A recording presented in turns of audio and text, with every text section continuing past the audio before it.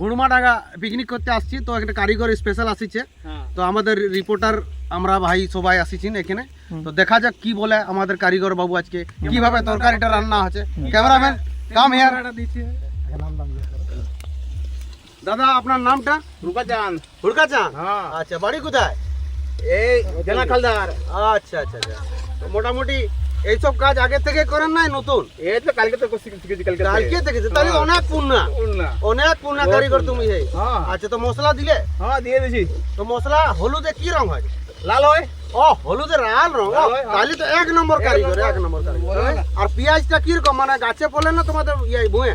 কাছে বলে। গাছে বলে। ও, তাহলে আজকে খাসির মাংস রান্না হবে? নাই গো। তাহলে ছাগল হবে। ছাগল হবে। তো ঠিকই আছে মোটামুটি। তাহলে হলুদ গাছ ছিলে না? নাই গো। নাই? নাই। হলুদ বিনা ছিলাই দিয়ে নিচ্ছ? হ্যাঁ দিয়ে দিছি। আর কুটা মশলা দিচ্ছ বাজে? নাই গো। তাহলে টুকা টুকা দিয়ে ঠুকে না কত টুকে দিয়েছি। তবে দাদা এই ভালোই রান্না করবে আজকে মোটামুটি। তরকারিটা ভালোই হবে। আর তোমরা সব লোক আসো, খাও আর না খাও, লেকিন দেখি করে যাবে। এটা আমাদের দাবি। এই ক্যামেরাম্যান বন্ধ।